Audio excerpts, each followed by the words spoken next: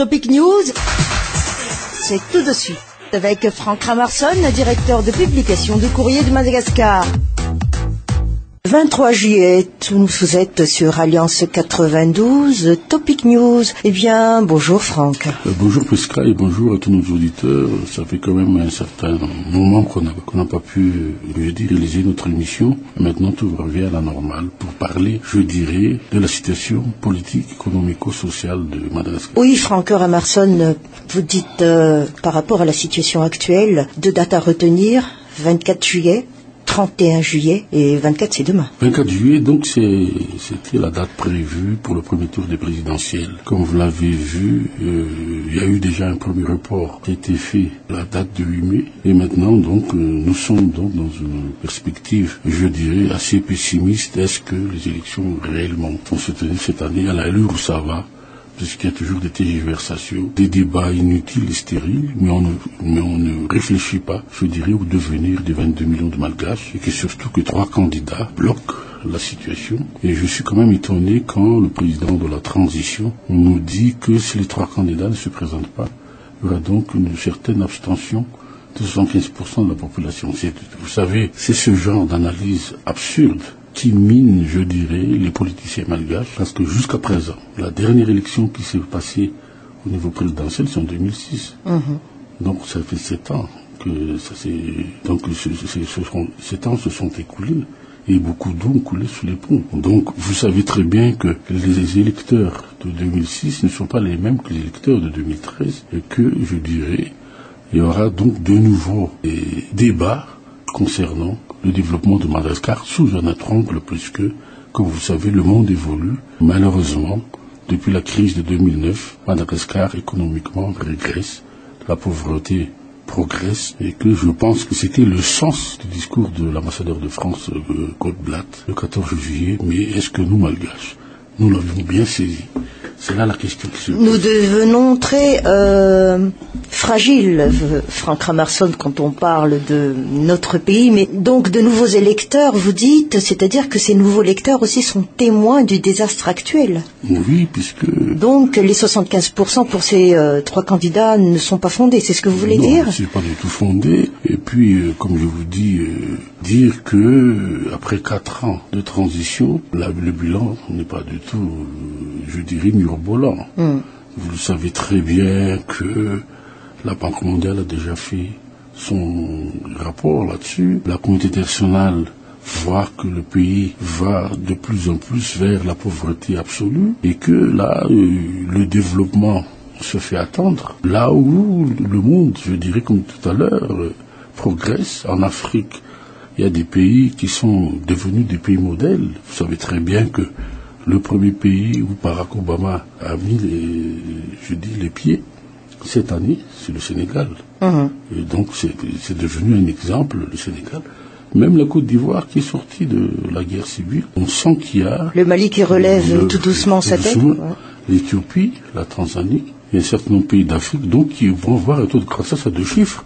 Et ce sont les enjeux du monde entier, puisque les Américains et les Français vont tout faire pour maintenir leur influence en Afrique face à la Chine, face aux BRICS, face donc aux pays émergents. Et je pense que toute cette, je dirais, galaxie d'événements, printemps arabe, qui se passe en Égypte actuellement, c'est que les Occidentaux veulent de nouveaux leaders dans ces pays pour pouvoir influencer la marche économique de l'Afrique. Mais dites, Franck Ramarson, à travers la presse de la semaine, il a été dit aussi que du presque jamais vu, si on parle par exemple des numérotations des voitures, nous sommes maintenant au TBB, et on nous dit aussi également, toujours à travers la presse, que le bâtiment s'est très bien comporté depuis quelques années, le ciment se vend très bien, nouvelles constructions, nouvelles voitures.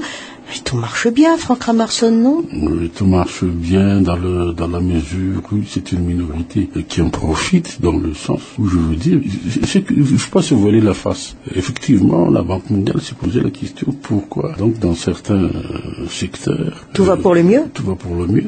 La réponse est simple. Quand vous parlez de bâtiments, ciment, tout cela, vous savez très bien qui sont les propriétaires de ces quincailleries à Madagascar. Beaucoup de gens sont toujours dans l'informel. Donc, si on ne prend pas en compte que à Madagascar, il y a encore beaucoup d'importations sans cession de devises, y compris les véhicules. Ce qui veut dire donc qu'il y a encore beaucoup de richesses qui sont amassées à l'extérieur par différentes manières, comme le bois de rose, l'exportation illicite de l'or, et que ça alimente l'économie interne. Et c'est comme ça que vous voyez toujours toutes ces belles voitures, toutes ces belles immatriculations, toutes ces constructions. Mais si on demande à qui ils appartiennent, et si on demande aux impôts, est-ce que ces gens-là, réellement, ils sont en règle avec la législation fiscale, vous allez voir qu'on va avoir des surprises. Donc là, c'est ça, je dirais, c'est une minorité agissante dans l'économie qui se pavane encore dans des grosses voitures, dans des belles maisons, et dont la croissance, dont la richesse n'a pas d'égal par rapport à la pauvreté qui sévit actuellement. Oui, mais donc on a besoin des élections maintenant pour reprendre au moins une partie du redressement, mais vous dites vous-même qu'il n'y aura sans doute pas d'élections cette année à l'allure où vont les choses. Non, je dirais simplement qu'on a besoin des élections pour un retour à l'ordre conditionnel et remettre Madagascar, je dirais, dans le concert des nations.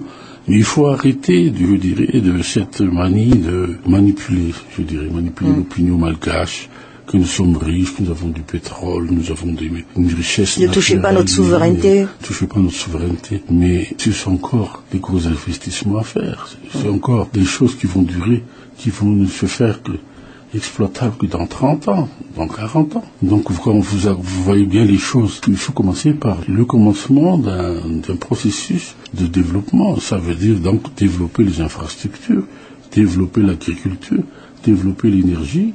Et les équipements, c'est pas sorcier.